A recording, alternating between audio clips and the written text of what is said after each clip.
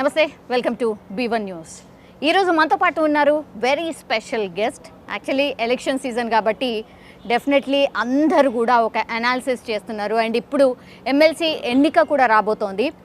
So ఎట్లాంటి వాతావరణం ఉంది అండ్ ఇప్పుడు జరుగుతున్నటువంటి ఎమ్మెల్సీ ఎన్నిక మాత్రం చాలా రసవత్తరంగా మారుతోంది. మనతో పాటు ఉన్నారు స్పెషల్ గెస్ట్ మాజీ ఎమ్మెల్యే భూపాలపల్లికి సంబంధించి గండ్ర వెంకటరమణారెడ్డి గారు. సార్ని ఒక్కసారి ఆహ్వానిద్దాం అండ్ వాట్ ఈస్ హ్యాపెనింగ్ ఒక్కసారి తెలుసుకునే ప్రయత్నం చేద్దాం. సార్ నమస్తే. సార్ ఎట్లున్నారు?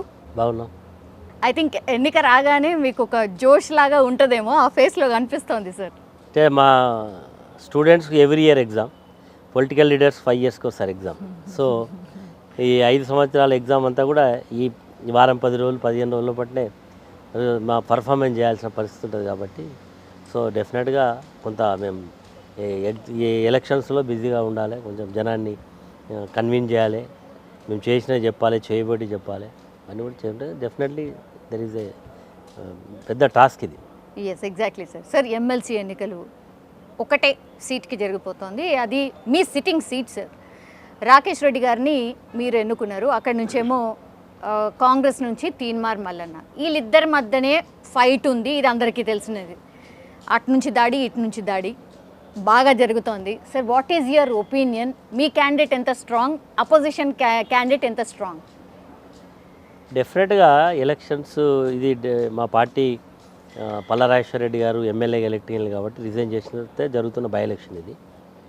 సో ఈ బై ఎలక్షన్లో మా పార్టీ తరఫున ఒక యంగ్స్టర్ అదేవిధంగా మంచి ఎడ్యుకేషన్ బ్యాక్గ్రౌండ్ ఉండేటువంటి వ్యక్తిని కేసీఆర్ గారు సెలెక్ట్ చేశారు.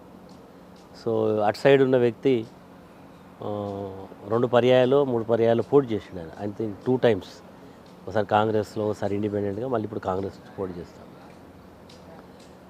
సో లాస్ట్ టైం ఆయన ఇండిపెండెంట్గా పోటీ చేసిన అప్పుడు ఒక పాపులారిటీ ఉండే, అతనికి ఒక ఇమేజ్ ఉండే. సో సోషల్ మీడియా కావచ్చు, వేదిక మీద ఆయన క్యూనిస్ అని పెట్టి ఏదో నేను ప్రశ్నించుకో గొంతుకను, నేను ప్రజా సమస్యల మీద పోరాటం చేస్తాను ఒక వాయిస్ మీద వచ్చిండు. సో పబ్లిక్ దాన్ని కొంతవరకు యాక్సెప్ట్ చేసి కొంత ఓటింగ్లో చూపెట్టారు. కానీ తర్వాత జరిగినటువంటి పర్యావసనాలు కంటిన్యూస్ ప్రాసెస్లో ఆయన ఇమేజ్ ఎంతైతే పెరిగిందో ఒకటేసారి గ్రాఫ్ పూర్తి పడిపోయింది.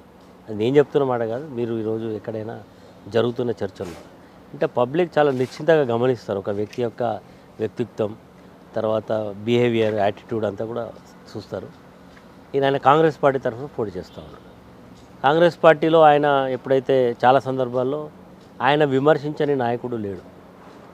ఆయన ఈరోజు సీఎం మొదలుకొని ఈరోజు ఉత్తమ్ కుమార్ రెడ్డిని కానీ, వెంకటరెడ్డిని కానీ, అదేవిధంగా చాలామంది ఈరోజు సోకాల్డ్ కాంగ్రెస్ పార్టీలో పాపులర్గా ఉన్న లీడర్స్ను అందరినీ విమర్శించండి, ఎవరిని వదిలిపెట్టాలి. ఆయన అనుకోకుండా ఇప్పుడు కాంగ్రెస్ పార్టీ క్యాండిడేట్. మరి గతంలో మాట్లాడితే ఆ రోజులలో ఈ రికార్డు చేయడం లేదు, నేను అంటే అనలేదని తప్పించుకునే అవకాశం ఉండేనేమో. కానీ ఈరోజు అడ్డంగా దొరికిపోయిండు, అడ్డంగా బుక్ అయిపోయాడు. కాబట్టి వాళ్ళకు ఏదో అంటారు కదా, గుర్తు చేస్తున్నారు. సోషల్ మీడియాలో పెట్టి ఉత్తమ్ కుమార్ రెడ్డి ఏమన్నాడు, ఉత్తమ్ కుమార్ రెడ్డికి వాళ్ళ కార్యకర్తలు ఏం సార్ ఇదేందని. కానీ ఎంత అనుకున్నా పార్టీ లైన్లో ఓకే అనుకున్నా ఏదో కాన్షియస్ ఎక్కడో దగ్గర ఇది ఇబ్బంది ఉంటూనే ఉంటుంది. అంతేకాకుండా ఆయన ఎంట్రీ ఒక ఛాయ్కి పైసలు పెట్టే ఖర్చు నాకు డబ్బులు పంపండి, నేను పోరాటం చేస్తా, నేను పోటీ చేస్తా అట్లా చెప్పి వచ్చింది. ఇప్పుడు ఆయన బాడీ లాంగ్వేజ్, ఆయన తిరిగే వ్యవహారం అంతా కూడా పబ్లిక్ చూస్తూ ఉన్నారు.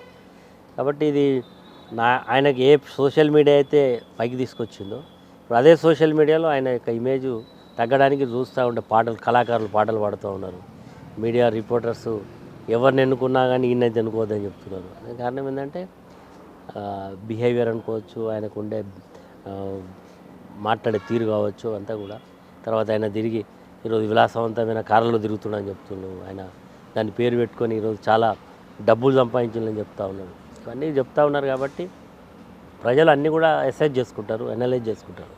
కాబట్టి అది ఆయన సబ్జెక్టు. మా అభ్యర్థి గారికి వస్తే ఒక ఎడ్యుకేషనల్ ఒక యంగ్స్టర్, చదువుకున్నాడు, అమెరికాలో ఉద్యోగం చేసిండు, ఇండియాలో కూడా ఒక మంచి కంపెనీలో ఉద్యోగం చేసి సరే రాజకీయాల్లో రావాలనే ఆసక్తి. నేను కూడా ఈరోజు పాలిటిక్స్కి వచ్చినట్టే నేను కూడా స్టూడెంట్ లీడర్గానే నా పొలిటికల్ క్యారియర్ స్టార్ట్ చేసి ఈరోజు కంటిన్యూ. మరి ఆయన కూడా స్టూడెంట్ లీడర్గా పనిచేసి తర్వాత ఉద్యోగం చేసి ఉద్యోగాన్ని వదిలేసి ఈరోజు రాజకీయాలకు వచ్చిండు. సో వచ్చినప్పుడు ఒక ఇంటలెక్చువల్ సభ ఇది అప్పర్ హౌస్, దాంట్లో నుంచి మెంబర్స్ కావాలనే ఒక ఆలోచనతో వచ్చి పోటీ చేస్తూ ఉన్నాడు. దానికి కేసీఆర్ గారు కూడా పిక్ చేశాడు, అతనికి అవకాశం ఇచ్చాడు. కాబట్టి అందరం కూడా కంపేర్ చేసుకొని రెండు రకాలు ఈరోజు ప్రశ్నించే గుంజుకండి. ప్రభుత్వంలో కాంగ్రెస్ పార్టీ ఉంది, ఎవరు ప్రశ్నించాలి? ప్రభుత్వాన్ని ప్రశ్నించాలి. ప్రభుత్వంలో ఉండి ప్రభుత్వాన్ని ప్రశ్నించలేడు. కాబట్టి ఈరోజు నిరుద్యోగుల పక్షాన, ఉద్యోగుల పక్షాన, ఈరోజు గ్రాడ్యుయేట్స్ అందరి పక్షాన సమాజంలో జరుగుతున్నటువంటి వ్యవస్థలో జరుగుతున్న లోపాలను ప్రశ్నించాలంటే ఇటు సైడ్ ఉండాలి. అటు సైడ్ ఉండి మరి 6 నెలలు ఏం ప్రశ్నించండి ఆయనకు మీడియా ఉంది, అది ఉంది, ఏం ప్రశ్నించలే. ఆయన అందరినీ ప్రసన్నం చేసుకునే ప్రయత్నంలో ఆయన ఉన్నాడు.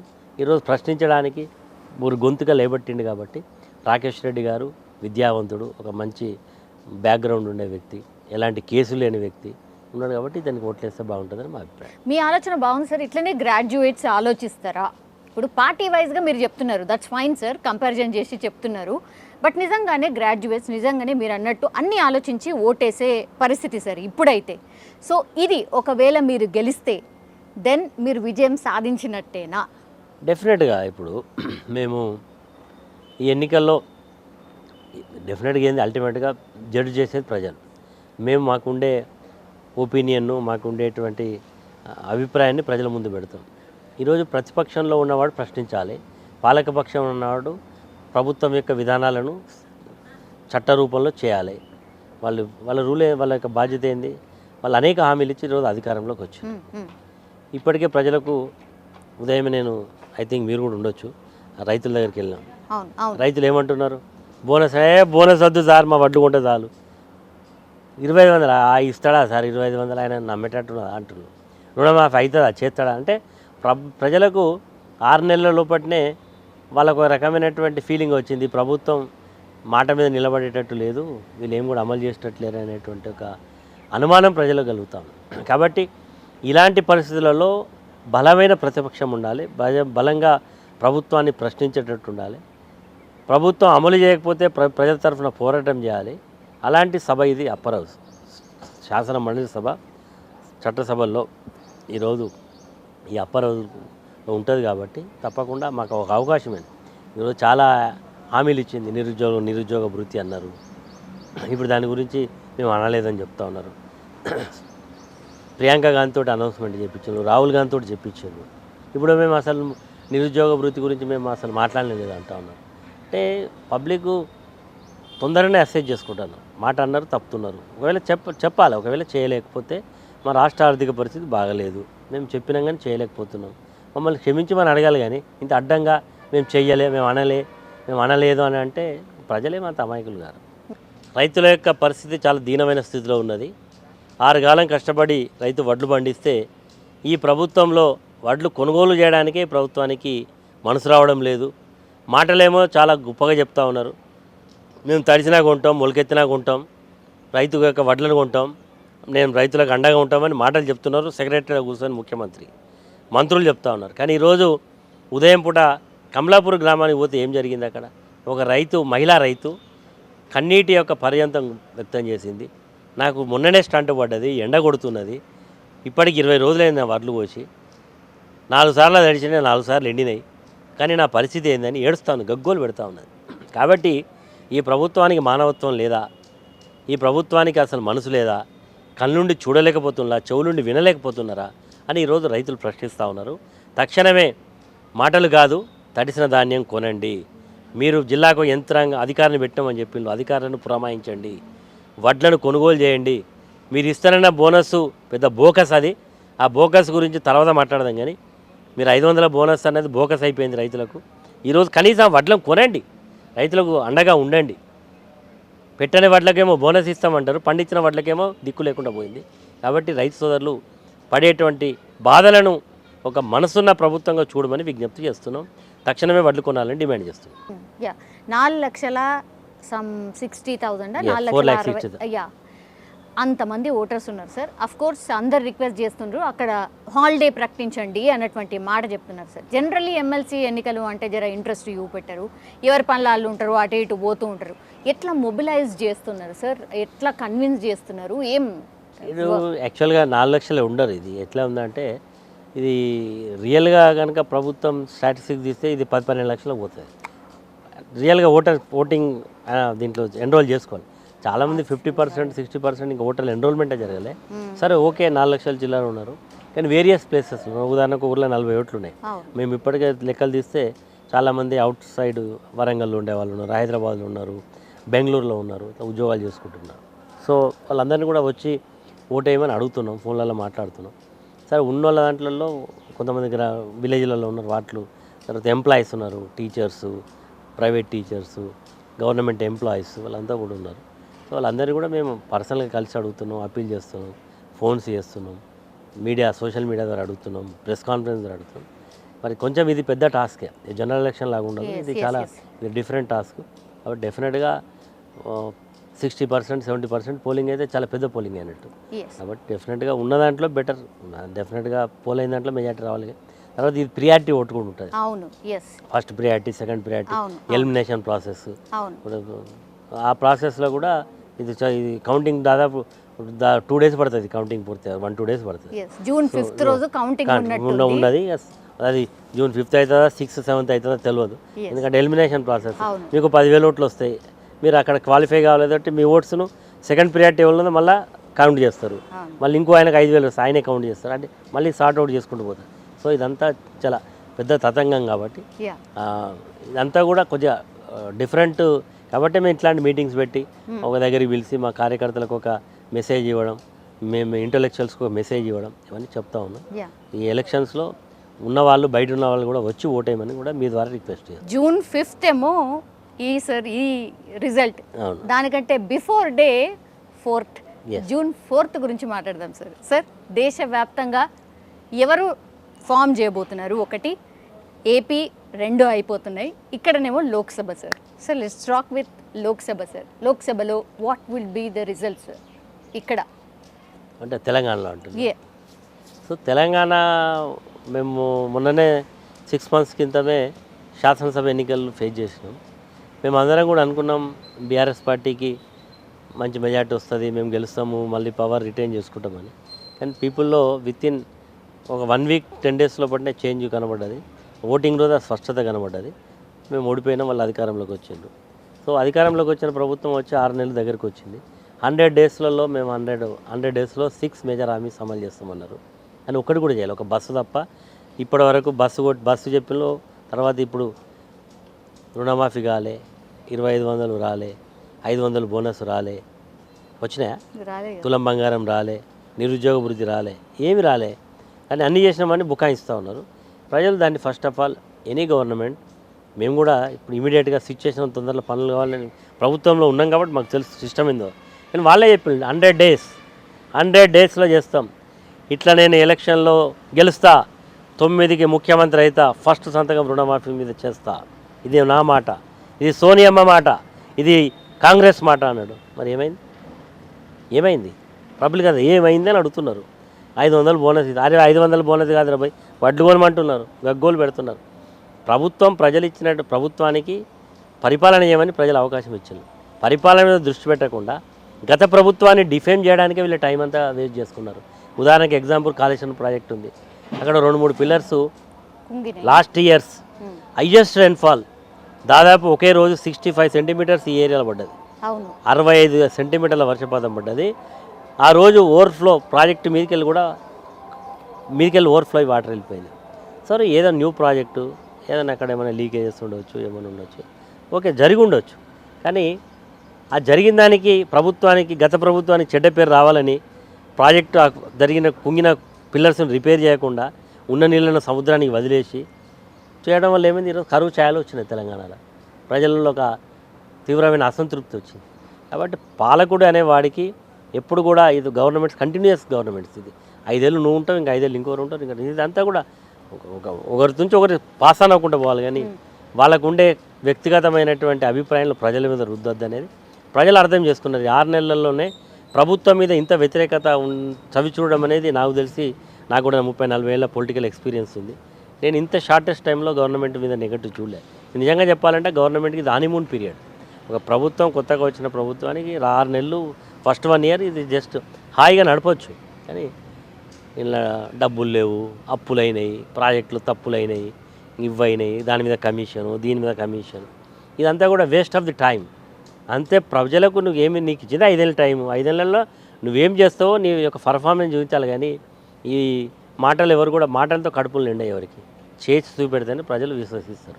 కాబట్టి ప్రజలు చాలా నిశ్శబ్ద విప్లవం తీర్పు ఇచ్చిందని మేము భావిస్తున్నాం. అందులో మెజార్టీ మాకు. తర్వాత బీజేపీకి కూడా కొంత సైలెంట్ వేవ్ కనబడ్డది, కొంత బీజేపీ కూడా. ఇదిగో నరేంద్ర మోడీ అనేది కొంత కనబడ్డది. కాంగ్రెస్ పార్టీకి ఏమో వాళ్ళకి ఏంటంటే ఇటు బీఆర్ఎస్ని బలహీనపరచాలని మా పార్టీలోకి వెళ్ళి చాలామందిని భయపట్టి బూదరకిచ్చి పార్టీలో ఫిరాయింపులు చేయడం అది చేసింది. మేమేమో ప్రజలు నమ్ముకున్నాం, వాళ్ళేమో క్యాడర్ను డిఫైమ్ చేయాలి, క్యాడర్ను వీక్ చేయాలి, పార్టీని వీక్ చేయాలని దాన్ని నమ్ముకున్నాం. ఇది తెలంగాణలో అయితే రిజల్ట్స్ మాత్రం వన్ సైడెడ్గా ఏముండవు, మాకు కూడా మంచి నెంబరే వస్తుంది అని మా యొక్క విశ్వాసం. జాతీయ స్థాయిలో చూస్తే ఇక్కడ నా సప్లిమెంట్ ఒక క్వశ్చన్ ఉంది సార్. యాక్చువల్లీ మీరు ఇంకా బీజేపీ ములాఖత్ అయ్యారు, కింద లెవెల్లో మీరు ఏం చెప్పారట అంటే కాంగ్రెస్కి అయితే ఏకుర్రి, కావాల్సి వస్తే బీజేపీకి వేసుకోండి, మేము పక్కా జరిగిపోతాము అనేటువంటిది చాలా చోట్ల సార్ వినిపించిందే. మిమ్మల్ని అడుగుతున్నా సార్, ఎందుకు అని అంటే అది కూడా చెప్తా సార్. కవిత గారు లిక్కర్ స్కామ్లో అరెస్ట్ అయిన తర్వాత కవిత గారు బయటకి రావాలంటే మీ ఇద్దరు ములాఖత్ అయ్యి మీరు పక్క జరిగితే బీజేపీకి సీట్లు వస్తాయి, కవిత గారు బయటకు వస్తారు, ఇది లెక్క అనేది బాగా ప్రచారం. ఈవెన్ రేవంత్ రెడ్డి గారే చాలా సందర్భాల్లో అన్న. రేవంత్ రెడ్డి మాటలకేమన్నా అదేమన్నా మాట, ఆయన ఒక ముఖ్యమంత్రి లెక్క మాట్లాడాలి. ఆయన మీద కూడా ఒకటి నోటికేస్తుంది.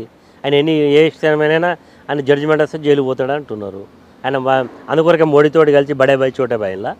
ఇప్పుడు బడే బాయ్ ఈయన చోటే బాయ్, నరేంద్ర బాయ్ బడే బాయ్, ఈయన చోటే బాయ్, వాళ్ళిద్దరు మన ఇంటర్నల్ అండర్స్టాండింగ్ ఉండే ఆయన వీక్ క్యాండిడేట్ పెట్టిండని ఒక చర్చ జరుగుతుంది.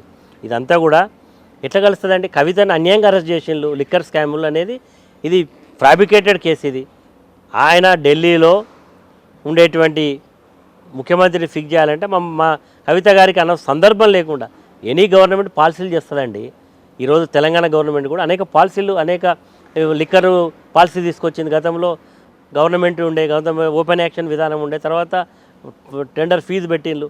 ఈరోజు ఉండేటువంటి అక్కడ ఢిల్లీలో కూడా పాలసీ తీసుకురావచ్చు, పాలసీ తీసుకొచ్చిన దాంట్లో ఎవరైనా టెండర్ ఇవ్వచ్చు. ఇదో ఓపెన్ టెండర్ కదా, దాంట్లో డబ్బులు వచ్చినాయి, వీళ్ళే డబ్బు పట్టుకున్నారు. అందులో ఏమన్నా అలా లిక్కర్ స్కామ్లో డబ్బు దొరికిందా? సిబిఐ ఈడీని వాడి ఈరోజు ప్రతిపక్ష పార్టీలు అన్నింటినీ టైట్ చేసి అక్కడ ఉండే ఢిల్లీ సీఎంను వాళ్ళందరినీ టైట్ చేయడం కొరకు అనవసరంగా కవిత పేరు నిరికించి కవితను ఈరోజు అంటే మాకు పూర్తిగా న్యాయచారణ మీద విశ్వాసం ఉంది. ఎవరు ఇవ్వాలండి బెయిల్? జడ్జెస్ కదా ఇవ్వాల్సింది. బీజేపీ గవర్నమెంట్ నరేంద్ర మోడీ ఇస్తాడా బెయిల్? ఇదంతా కూడా ఊరికైనా మాట్లాడు వాళ్ళు ఎన్ని రోజులు చెప్తున్నారండి కవితను అరెస్ట్ చేస్తామని. బీజేపీ గల్లీ లీడర్ నుంచి ఢిల్లీ లీడర్ దాకా 2 సంవత్సరాలు చెప్తున్నారు. 2 సంవత్సరాలు పడుతుంది నిజంగా ఆమె తప్పు చేస్తే. ఎగ్జాక్ట్లీ. మరి నరేంద్ర మోడీ గారు రావడం ఎలక్షన్ క్యాంపెయిన్కి ఆ రోజే కవిత గారిని అరెస్ట్ చేయడం అంటే ఇదంతా కూడా ఏంటంటే కేసీఆర్ గారు డెఫినెట్గా మొండోడు, జనంలోకి పోతాడు, ఆయన పాపులారిటీని కంట్రోల్ చేయాలి, సైకలాజికల్గా అతన్ని దెబ్బ కొట్టాలి. బిడ్డను అరెస్ట్ చేస్తే భయపడి ఇంట్లో పంటాడో ఏమో. ఆ మొండికటం కేసీఆర్ చాలా మొండోడు, చాలా గట్టోడు, గట్ల భయపెట్టోడు కాదు కేసీఆర్. అరెస్ట్ చేస్తే మన ఇంట్లో పడుకున్నాడు కేసీఆర్. అంతకంటే రెట్టింపు ఉత్సాహంతో తిరిగిండు, పబ్లిక్లో పోయిండు కదా, ప్రతి ఊరు తిరిగిండు, ప్రతి కాన్స్టిట్యూన్సీ తిరిగిండు, ప్రతి వ్యక్తిని కలిసిండు. కాబట్టి అరెస్ట్ అయితే ఒక్కసారి కూడా జైలుకి వెళ్ళి ఎందుకు చూస్తాడంటే అది కూడా మీకు బాధేనా? అది కూడా వీళ్ళకే బాధ. ఎప్పుడు పోవాలో అప్పుడు పోతాడు. ఒక వ్యక్తి ఒక నాయకుడికి అందులో ఉంటే చూడలేని ఒక మనసున్న వాళ్ళకి అట్లా బాధపడతారు కదా, చూడకుండా ఉండని అని ఉండవచ్చు. దానికి ఎందుకు చూడలేదు అది కూడా మీకే సమస్య. చూస్తే సమస్య, చూడకపోతే సమస్య, ఇట్లయితే సమస్య. అట్లే జైలు పోతేనేమో కేసీఆర్ బెయిల్ కొరకే కలుపుతలే బీజేపీకి సపోర్ట్ చేయం. మేము నిక్కించగా చాలా ఓపెన్గా మా పార్టీకి ఓటేయమని చెప్పినామండి. మాకు బీజేపీ అదేవిధంగా కాంగ్రెస్ ఇద్దరు కూడా శత్రువులే, ఇద్దరికి కూడా సముద్రంలోనే ఉంటాం. మాకు బీజేపీతో ఎందుకు మేము వంట కావాల్సిన అవసరం ఏముంది? కాంగ్రెస్ పార్టీ మాట తప్పింది, వాళ్ళ విధానాలను ఎండగడతాం. బీజేపీ కూడా అనేక వాగ్దానాలు ఇచ్చి అమలు చేయలే కదా. ఈ తెలంగాణ రాష్ట్రానికి ఏం చేసింది బీజేపీ? విభజన చట్టంలో పెట్టిన హామీలు అమలు చేసిందా? కాళేశ్వరానికి జాతీయ హోదా ఇచ్చిందా? ట్రైబల్ యూనివర్సిటీ డబ్బులు ఇచ్చిందా? బయ్యారానికి ఇనుపకరమానికి డబ్బులు ఇచ్చిందా? కాజిపేటలో కోచ్ ఫ్యాక్టరీ ఇచ్చిందా? ఏమి ఇచ్చింది బీజేపీ వాళ్ళు? ఇక్కడ 10 ఎకరానికి 15 లక్షల రూపాయల అకౌంట్లో డబ్బులు ఇస్తామన్నారు, నల్లధనాన్ని బయటకు తెస్తామన్నారు. ఏం చేసిండ్రు? ఆయన ఆయంలో ఎవరు బడా ఇండస్ట్రీలు దేశం నుంచి పారిపోయి లక్షల కోట్లు ఎగ్గొట్టిపోయి ఈరోజు దర్జాగా లండన్లో విలాసవంతమైన జీవితాలు గడుపుతుంటే బీజేపీ ఏం చేసింది? బీజేపీ ఏం చేయకపోగా ఈరోజు ఎలక్షన్ బండ్లలో డబ్బులు వచ్చినాయి వాళ్ళకు పెద్ద మొత్తంలో అలాంటి వ్యక్తుల దగ్గర నుంచి. వాళ్ళ మాకు ఈరోజు నీతులు చెప్పేది. ఇవన్నీ కూడా ఊరికనే ఒక విమర్శ చేసి ఒక వ్యక్తికి ఉండే పాపులారిటీని తగ్గియాలని చూసి ప్రయత్నం తప్ప ఇవేం లేదు. ప్రజలు కూడా తొందరలోనే అర్థం చేసుకున్నారు. తప్పకుండా రేపు ఎప్పుడు ఏ సందర్భం వచ్చినా బీఆర్ఎస్ వెనుక ప్రజలు మా వెనకాల వచ్చే పరిస్థితి ఉంటుంది. ఏపీ సిచ్యువేషన్ ఏంటి సార్? పక్క రాష్ట్రమే కదా ఏపీలో.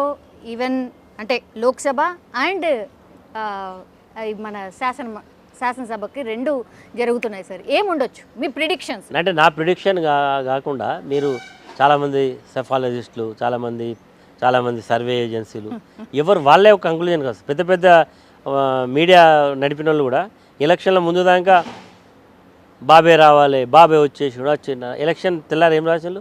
అంతు చిక్కని ఓటర్ నాడి, ఇది ఎవరు కూడా చెప్పలేనటువంటి అనేటువంటి పరిస్థితి రాసిండు. నేను నాకుండే అవగాహన మేరకు above middle class and middle class, upper class ఏమో చంద్రబాబును ఓన్ చేసుకునే ప్రయత్నం చేసిండు. డౌన్ ట్రాడన్లో ఉన్న వాళ్ళందరూ కూడా జగన్ ఓన్ చేసుకునే ప్రయత్నం చేసిండు. ఎవరి పాపులేషన్ ఎక్కువ ఉంది? అందుకొరకు అది నేను ఎక్సెప్ట్ చేయలేను. నాకుండే వ్యక్తిగత అభిప్రాయం మేరకు జగన్మోహన్ రెడ్డి గతంలో 150 సీట్లు వచ్చినాయి, కానీ అవి కాకుండా ఒక 100, 110, 105 మధ్యలో ఆయన ఫామ్ చేయవచ్చు అనే అభిప్రాయం వేరియస్ సెక్షన్స్ వచ్చినటువంటి దాంట్లో నాకు వచ్చినటువంటి ఇన్ఫర్మేషన్ జగన్మోహన్ రెడ్డికే అవకాశాలు ఎక్కువ ఉన్నాయని జరుగుతున్నటువంటిది. మరి హైదరాబాద్ కూడా చాలామంది ఆంధ్రప్రదేశ్లో వాళ్ళతో కూడా మాట్లాడితే డిఫరెంట్ ఒపీనియన్ వచ్చింది. ఎవరి దగ్గర కూడా వన్ సైడ్ ఒపీనియన్ రాలేదు. ఎలక్షన్ల ముందు మాత్రం ఒక రకమైన అభిప్రాయం ఉండే, కానీ ఎలక్షన్స్ ఆఫ్టర్ పోలింగ్ తర్వాత మాత్రం ఇన్ని రోజుల గ్యాప్ తర్వాత మాట్లాడితే కొంత బ్యాలెన్స్, ఓటర్ కూడా బ్యాలెన్స్ చేసిండు. పార్లమెంటుకు ఏమో బీజేపీ అండ్ కూటమి కేసులు, అసెంబ్లీకి ఏమో జగన్ కూటమి కేసులు అని అర్థం బ్యాలెన్స్ చేసినట్టు చెప్తా ఉన్నారు. సార్ దేశవ్యాప్తంగా ఎట్లుండొచ్చు? చాలా చోట్ల మోడీ గాలి తగ్గింది. మేబీ సర్ప్రైజింగ్ కూడా ఉండొచ్చు, ఇండియా కూటమి కూడా రావచ్చు అనేది కూడా ఒక చర్చ నడుస్తుంది సార్. లేదండి, ఇప్పుడు ఈరోజు మోడీ 10 ఏళ్ళ నుంచి సక్సెస్ఫుల్గా ముందుకు పోతూ మళ్ళీ ఎలక్షన్ కూడా ఈజీగా ముందుకు పోతుండంటే ఇటు సైడ్ ఉండే లీడర్స్లో మోడీకి కంపారిజన్లో లేకుండా పోవడం. ఇప్పుడు ఇండియా కూటమిలో రాహుల్ గాంధీని చూపెడతా ఉన్నారు. రాహుల్ గాంధీ సరే పాదయాత్ర చేసిండు, తిరిగిండు, అంతే చేసిన ఎందుకో లాస్ట్ పార్లమెంట్లో రాహుల్ గాంధీ గారు మాట్లాడారు. చాలా అద్భుతంగా ఏదో ప్రభుత్వాన్ని క్రిటిసైజ్ పోయి మోడీని కావలించుకున్నాడు. అయిపోయి ఏమంటారు? ఫైటర్, ఈ షుడ్ బి ఫైటర్. అది ఎందుకు కావలించుకున్నాడు అయిపోయింది, అక్కడనే దెబ్బతింది. ఈ 5 ఏళ్లలో కూడా ఆపోజిషన్ ఎలక్షన్ ముందే ఒక కూటమి కట్టింది, ఇండియా కూటమిని కట్టింది. ఇండియా కూటమిలో మేజర్ స్టేక్ హోల్డర్స్ను ఒక ప్లాట్ఫామ్ తీసుకురావడంలో వైఫల్యం కనబడ్డది, అంతే కదా. ఇప్పుడు నీకు బలమైన దుష్మన్ అనుకున్నప్పుడు దుష్మన్గా పాలిటిక్స్లో ఏముంటుంది? దుష్మన్ దోస్త్, అంతే. ఏం లేదు, సింపుల్ లెక్క. నీకు పడది, నాకు పడది, ఇద్దరం కలవాలి, అంతే కదా. మోడీకి వద్దంటారు, వీళ్ళ మాత్రమే ఏక అభిప్రాయం రాదు. ఉదాహరణకు మాయావతి ఉంది. మోడీతో డిఫరెంట్ అనుకుంటా. మాయావతి సమాజ్వాదీ పార్టీ, కాంగ్రెస్ పార్టీ, అన్ని పార్టీలు కలవాలి కదా ఆడ. మాయావతి డిఫరెంట్ పక్కకు వచ్చేసింది. అంటే ఎక్కడో దగ్గర వీళ్ళలో కలుపుకోవడంలో వైఫల్యం ఉంది. ఈరోజు మోడీ సక్సెస్ అవుతుందంటే మోడీ సక్సెస్ ఆయన గొప్పతనం కంటే వీళ్ళ ఫెయిల్యూర్స్ ఎక్కువ ఉన్నాయి. ఈ అద్భుతంగా చెప్పాలంటే 10 ఏళ్ళలో అద్భుతాలు ఏం జరగలే. కాకపోతే పబ్లిక్ ఏం క్రియేట్ చేసిందంటే ఇంటర్నల్ లా అండ్ ఆర్డర్ బాగుంది, వాళ్ళు క్రియేట్ చేసుకున్నారు, చెప్పుకోగలిగింది. పక్క దేశాలు కూడా మన దిక్కు కన్నెక్కి చూడకుండా అయ్యిండు. దేశంలో ఇప్పుడే ఎకానమీ గ్రో అవుతుందని చెప్పుకోవడం, కొంత వీళ్ళు పాజిటివ్గా చెప్పుకుంటాం. దాన్ని పాజిటివ్ను నెగటివ్గా ఎవరైతే ఆపోజిషన్ రోల్ ప్లే చేయాల్సిన పొలిటికల్ పార్టీస్ ఉన్నాయో ఆ రకంగా చేయలేకపోయాను. కాబట్టి మోడీ వేవ్ ఎంత తగ్గిందన్నా నాకు ఎందుకో ఒక మూల మళ్ళీ మోడీయే ప్రధానమంత్రి అవుతాడని రిజర్వేషన్ ఇష్యూని చాలా బలంగా తీసుకెళ్ళింది సార్. అంటే ప్రయత్నం ఒకటైతే జరిగింది సార్. సార్ మీకు ఏమనిపించింది? నిజంగానే వన్ సైడెడ్గా ఒక టాక్ ఉంది సార్, నేను అడగాలి మిమ్మల్ని. నిజంగానే ఒక టాక్ ఏముందంటే ఒకవేళ 400 సీట్లు మోడీకి ఇచ్చినాం అనుకోండి, ప్రెసిడెంట్ రూల్ రష్యాలో జరిగినట్టు ప్రెసిడెంట్ లాగా ఆయన ఉంటాడు, అమిత్ షానేమో పిఎం లాగా ఉంటాడు, మిగతాదంతా ఎలక్షన్ ఏమి ఉండదు. ఇది ఒక చర్చ సార్. ఎమర్జెన్సీ 1977లో ఇందిరాగాంధీ ఎమర్జెన్సీ పెట్టింది. ఇందిరాగాంధీ అంతా పాపులర్ లీడర్ అయితే కాదు మోడీ. కాదు, ఇందిరాగాంధీ బంగ్లాదేశ్ యుద్ధం గెలిచిన తర్వాత అటల్ బిహారీ వాజ్పేయి పార్లమెంట్లో ఆమెను ఒక కాళికా మాతలాగా, ఒక శక్తి, ఒక మహాశక్తిలాగా మాట్లాడిండు. ఇది 1972లో ఎప్పుడైతే 71-72లో బంగ్లాదేశ్ యుద్ధం ఇండియా సపోర్ట్ చేసి పాకిస్తాన్ను డివైడ్ చేసిందో, Indira Gandhi image was like that. ఆమె ల్యాండ్ సీలింగ్ యాక్ట్ తీసుకొచ్చింది, బ్యాంకులను నేషనలైజ్ చేసింది, మొత్తం కూడా పూర్ పీపుల్కు బాగా అట్రాక్టివ్ స్కీమ్స్ పెట్టి సిపిఐ సిపిఎం వాళ్ళు అడిగిన దాన్ని కూడా ఇమేజ్ చేసేసింది. సో ఇందిరాగాంధీ ఇమేజ్ వాజ్ చాలా పాపులర్ ఉన్నాయి. ఆమె చిన్న తప్పు చేసింది, ఆమె ఎలక్షన్లో డిస్క్వాలిఫై అయిపోతే మళ్ళీ అప్పీల్ చేసుకుంటే అయిపోయేది. ఎవరో చెప్పిందంటే ఎమర్జెన్సీ డిక్లేర్ చేసింది. ఎమర్జెన్సీ డిక్లేర్ చేస్తే ఏమైంది? ఇందిరాగాంధీ కంటే గొప్ప వ్యక్తి కాదు కదా నరేంద్ర మోడీ.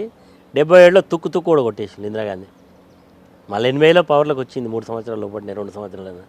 ఎందుకు అడుగుతున్నా అంటే, ఏ వ్యక్తి అయినా ఆయనకు 542 500 గెలిచినా రిజర్వేషన్ తీసేయలేడు, రాజ్యాంగంలో సమూల మార్పులు చేయలేడు, ప్రెసిడెంట్ తీసుకురాలేడు. ఈ దేశం యొక్క ఇదే. మన భారతదేశంలో ఎన్ని రాష్ట్రాలు ఉన్నాయి, ఎన్ని భాషలు ఉన్నాయి, ఎన్ని మతాలు ఉన్నాయి, ఎన్ని కులాలు ఉన్నాయి. మన దేశం యొక్క బ్యూటీ ఏంది? మనం తెలుగు మాట్లాడతాం, పక్కన కన్నడ మాట్లాడతాడు, ఒరియా మాట్లాడతాడు, లేకపోతే బెంగాల్ మాట్లాడతాడు. అంటే భాషలు వేరు, మన అభిరుచులు వేరు, మన కులాలు వేరు, మన మతాలు వేరు, భిన్నత్వంలో అన్నీ ఉన్నా మనం అందరం కూడా ఒక దేశం, ఒకటిగా బతుకుతున్నాం. దానికి గొప్ప కారణం ఏంటంటే డాక్టర్ బాబాసాహెబ్ అంబేద్కర్ ఆ రోజు అందరూ కూడా కూర్చొని ఒక రాజ్యాంగం రచించి అందులో కొన్ని ఎవరైతే అణగారిన వర్గాలని వాళ్ళకి రిజర్వేషన్ ఇచ్చి వాళ్ళు బాగుపడాలని ఇచ్చింది. ఈ దేశంలో ఆ రిజర్వేషన్ తీసేయలేరు. ఇదంతా ఒక పొలిటికల్ పార్టీని బ్లేమ్ చేయడానికి. ఇప్పుడేమి ఎలక్షన్స్ లేవు, ఇవన్నీ ఊరికనే అదేదో మాట్లాడితే జనానికి ఏదో నెత్తికెక్కుతుందని మాట్లాడింది, కానీ అది జనం కూడా అంత తొందరగా ఏం రిసీవ్ చేసుకోరు. Yes sir, let's come back to local politics sir. Sir మీ నియోజకవర్గానికి సంబంధించి మాట్లాడదాం సార్. ఎలక్షన్స్ అన్నీ అయిపోయినాయి సరే, ఇప్పుడు మళ్ళా స్థానిక సంస్థల ఎలక్షన్స్ రాబోతున్నాయి అని అంటున్నారు సార్. జనరల్లీ స్థానిక సంస్థల ఎన్నికలు అనగానే అధికార పార్టీ వైపే జనరల్లీ ఉంటారు, అండ్ ఇప్పుడు అధికారంలో లేని పార్టీ నుంచి అందరు పోతూ ఉంటారు. ఇది జనరల్ టాక్ సార్. మీ పార్టీ పరిస్థితి ఎట్లా ఉండబోతుంది? అంటే ఒక పొలిటికల్ పార్టీకి ఒక హిస్టరీ ఉంటుంది. ఇప్పుడు ఈరోజు బీఆర్ఎస్ పార్టీ ఉంది, బీఆర్ఎస్ పార్టీకి ఒక హిస్టరీ ఉంది. తెలంగాణ కొరకు ఫైట్ చేసినటువంటి ఫైటర్ కేసీఆర్, తెలంగాణను తీసుకొచ్చింది కేసీఆర్. సరే, కేసీఆర్ అల్టిమేట్గా national political party, Congress party, BJP cooperatives వచ్చినా పోరాటం చేసినానికే ఆ పోరాట ఇది ఉంటుంది. కాబట్టి ఆయన 2 టర్మ్స్ చీఫ్ మినిస్టర్ అయ్యిండు. సరే, పబ్లిక్ వాళ్ళ కోరికలు ఏందో మాకు పవర్లోకి వచ్చిన పార్టీ చెప్పినటువంటి ఏం జరిగిందో కానీ, సరే పబ్లిక్ మమ్మల్ని ఆపోజిషన్లో పెట్టారు. ఆపోజిషన్లో పెట్టినంత మాత్రాన సరే ఈ రోజులలో ఓపిక అనేది క్యాడర్ కానీ ఓటర్ కానీ గతంలో ఏదైనా జరిగితే మీరు చూడండి, ఏదైనా ఒక గవర్నమెంట్ ఒక పాలసీ తీసుకొస్తే వితిన్ 24 అవర్స్ రియాక్షన్ కనబడేది. కానీ ఈ రోజుల్లో కనబడట్లేదు. పీపుల్ అంతా కూడా మనం టైం వచ్చినప్పుడు చూపెడదాం మన పవర్ ఏందో, ఓటప్పుడే చూపెడదాం అనే ఫీలింగ్లో ఉన్నారు. ఇప్పుడు లీడర్లు, కొంతమంది ఓటర్లు, క్యాడర్ పోయినా పార్టీకి వచ్చే నష్టం ఏమి ఉండదు. పోయినా మళ్ళీ కింది లెవెల్లో ఇంకో లీడర్ తయారవుతాడు, వస్తూనే ఉంటుంది. కాబట్టి పోయిన వాళ్ళు పోయిన్లు ఎన్ని రోజులు ఉంటారు? ఇప్పుడు అందరు లీడర్లు మా ఎన్నుకుంటే మేము గెలిచినామా? వీళ్ళందరూ నా ఎంబడే ఉన్నారు. మొన్న ఎగ్జాంపుల్ నా వరకే పెద్ద పెద్ద లీడర్లు నా ఎంబడి ఉన్నారు. ఓడిపోయినాను 2 సార్లు గెలిచినప్పుడు, నా ఎంబడి ఎవరు లేనప్పుడే నేను గెలిచిన. కాబట్టి గెలవడానికి, ఓడిపోవడానికి క్యాడర్ ఉంటారు కాబట్టి గెలుస్తాం, క్యాడర్ పోయింది కాబట్టి ఓడిపోతాం అనేది ఉండదు. పబ్లిక్ యొక్క ఆలోచన వచ్చినప్పుడు గెలుస్తాం. పబ్లిక్ డెఫినెట్గా 6 నెలలనే ఇంత వ్యతిరేకత వచ్చింది ప్రభుత్వం మీద. ఇది 5 ఏళ్ళు, ఇంకా 4.5 ఏళ్ళు సస్టైన్ అయ్యి ఇంకా ముందుకు పోయి అప్పుడు తర్వాత నిర్ణయం. లాస్ట్ పబ్లిక్ కూడా అంత ఓపిక లేదండి. లాస్ట్ అన్నీ చూసుకుంటారు, డిసైడ్ చేసుకొని ఎలక్షన్స్ 2-3 నెలల ముందు నుంచి మైండ్లో చర్చ జరుగుతుంది. నామినేషన్ వేసేటప్పుడు కూడా ఏం మాట్లాడు, ఓటింగ్ 3 రోజుల ముందే డిసిషన్కి వస్తారు, ఓటేస్తారు. కాబట్టి ఈ ఓటర్ చాలా ఇంటెలిజెంట్గానే జడ్జిమెంట్ ఇస్తాడు. కాబట్టి స్థానికంగా కూడా స్థానిక సంస్థలు నేను గెలిచినాడు, నా ఎంబడి ఎవరు లేరు, స్థానిక సంస్థల ప్రజాప్రతినిధులు ఈరోజు అందరూ ఉండి ఓడిపోయినా. కాబట్టి ఇదంతా కూడా ఇది ఒక ప్రాసెస్ అంతే, కానీ దీనివల్ల గెలిపోవటంలో డిసైడ్ కావు. Yeah, this is my last question sir. BRS party future and me future ఏంటి సార్? బీఆర్ఎస్ పార్టీ ఫ్యూచర్ అద్భుతంగా ఉంటుంది, ఏం అనుమానం లేదు. ఎంతో తొందరగానైతే పవర్ నుంచి దూరం చేసిందో ప్రజలు, అంత తొందరగా మళ్ళీ కేసీఆర్ గారికి పవర్ ఇస్తారు. కేసీఆర్ గారి మీద ప్రజలకు ఒక ఎక్స్పెక్టేషన్స్ ఉన్నాయి. అంటే పబ్లిక్ కావాల్సినటువంటిది ఏముంటుంది, చాలా మార్పు చూపెట్టిండు. ఈరోజు మంచినీళ్ళ సమస్య లేదు, కరెంటు సమస్య లేదు, రాష్ట్రంలో 10 ఏళ్లలో ఎక్కడ కూడా శాంతి భద్రత సమస్య లేదు. హైదరాబాద్ను చాలా అద్భుతంగా డెవలప్ చేసిండు. ఈవెన్ విలేజెస్లో కూడా అద్భుతంగా డెవలప్ అయినాయి. పల్లె ప్రకృతి వనాలు వచ్చినాయి, డంపింగ్ యార్డ్స్ వచ్చినాయి, క్రీడా ప్రాంగణాలు వచ్చినాయి. ప్రతి ఒక్క వ్యక్తి చనిపోతే ఘనంగా వీడుకున్న శ్మశాన వాటికలు వచ్చినాయి. అదేవిధంగా విలేజ్లలో ఇంటర్నల్ రోడ్స్ బాగా అయినాయి. దాంతోపాటుగా డిస్టిక్స్ అయినాయి. ఇప్పుడు భూపాలపల్లి ఒక డిస్టిక్ హెడ్ క్వార్టర్ అయింది. ఒక కార్నర్ ఆఫ్ ది కార్నర్ ప్లేస్లో ఒక జిల్లా కేంద్రం అయింది. ఒక కలెక్టర్ కూర్చుంటుండే, ఇక్కడ ఎస్పీ కూర్చుంటుండు. ఇట్లా చాలా మార్పులు వచ్చినాయి. కాబట్టి ఇంకా కేసీఆర్ గారు వస్తే ఇంకా మార్పు జరగాల్సింది, ఇంకా జరగలేదు అనేటువంటి భావనలో ప్రజలు ఉన్నారు. బీఆర్ఎస్ పార్టీకి అద్భుతమైన భవిష్యత్తు ఉంటుంది. నా వరకు వస్తే ఎప్పుడైనా ఒక అధికారి పనిచేసిపోతాడు. ఉదాహరణకు ఓ ఎస్పీఓ, కలెక్టరో, లేక డిఎస్పీఓ, సిఏ పోయిన తర్వాత కంపారిజన్ ఉంటుంది అన్నట్టు. ఈయన పోయి ఇంకో కొత్త ఆయన వస్తాడు. అప్పుడు అంటారు, ఆయన పోయిన డిఎస్పీ బాగుండే, పోయిన ఎస్పీ బాగుండే, ఈయన చాలా ఇట్లా. ఇప్పుడు ఎమ్మెల్యేలను కూడా మేము పోయినాక మా యొక్క మంచితనం కావచ్చు, మాకుండే ఇది కావచ్చు కంపేర్ చేసుకుంటున్నారు. నేను చెప్పుకోవడం కాదు, మీరు ఎప్పుడైనా సందర్భం వచ్చిన పబ్లిక్ నడితే చెప్తారు. కాబట్టి మేము అనుకున్నాం, మేము పబ్లిక్లో మా యొక్క ఇది తెలవాలంటే టైం పడుతుంది. కానీ షార్టెస్ట్ టైంలోనే పబ్లిక్ తెలుసుకున్నారు. మళ్ళీ డెఫినెట్గా బ్యాక్ తీసుకొచ్చి మమ్మల్ని ప్రజలు మళ్ళీ ఎట్లయితే ఓడించిందో అంతకంటే రెట్టింపు ఉత్సాహంతో మమ్మల్ని గెలిపిస్తారని నా పూర్తి విశ్వాసం. డెఫినెట్గా మేము ఉన్న టైంలో కూడా సిన్సియర్గా, ఆనెస్ట్గా, కమిట్మెంట్ తోటి పనిచేసినాం. దానివల్లనే ఈరోజు రిజల్ట్స్ ఉన్నాయి. ఇక్కడ భూపాలపల్లి టౌన్లో ఈరోజు మెడికల్ కాలేజ్ కావచ్చు, కలెక్టర్ కాంప్లెక్స్ కావచ్చు, టౌన్ డెవలప్మెంట్ కావచ్చు, డ్రింకింగ్ వాటర్ ఇష్యూస్ కావచ్చు, సింగరేణి కాల్ ఇష్యూస్ కావచ్చు, ఫార్మర్స్ ఇష్యూ కావచ్చు, ఎనీ ఇష్యూ, ఎనీ ప్లేస్ డెఫినెట్గా మేము ఒక కమిట్మెంట్తో పనిచేసినాం. కాబట్టి అందుబాటులో ఉన్నాం. అన్నిటికంటే availability, approach, very common approach, very ఈజీగా అవైలబిలిటీ, అవన్నీ కూడా ప్రజలు అర్థం చేసుకున్నారు. కాబట్టి నాకేం పొలిటికల్ క్యారియర్ గురించి భయం లేదు, బాధ లేదు. డెఫినెట్లీ పబ్లిక్ ఎంతో తొందరగానైతే మమ్మల్ని ఓడించిందో అంత తొందరగా మమ్మల్ని తిరిగి అవకాశం వచ్చినప్పుడు మమ్మల్ని అప్రాప్రియేట్ టైం, అప్రాప్రియేట్ ప్లేస్లో కూర్చోబెడతారు. Yes sir, thank you sir, thank you so much. Thank you. So మొత్తం మీద అది మేము ఎక్కడ నిరాశ చెందలేదు, అపోజిషన్లో ఉన్నాం కదా అని బాధ కూడా ఏం లేదు. సరే, ఈ ప్లేస్లో కూర్చోబెట్టారు కదా, అంతే రెట్టింపు ఉత్సాహంతో మేము మళ్ళీ ఎట్లా బంత్ అయితే కింద కొట్టగానే మళ్ళీ పైకి లేస్తుందో అదేవిధంగా మేము కూడా డెఫినెట్లీ ఫ్యూచర్లో మాదే ఉంటుంది రాజ్యం అన్న ధీమాన్ని వ్యక్తం చేస్తున్నారు గండ్ర వెంకటరమణారెడ్డి గారు. సో చూద్దాం next future or next election result వచ్చినప్పుడు మాత్రం సార్ని అయితే ఒక్కసారి మళ్ళీ పలకరించే ప్రయత్నం చేద్దాం. ఆ తర్వాత సార్ ఏం చెప్తారు ఏంది అనేది తెలుసుకునే ప్రయత్నం చేద్దాం. Thank you.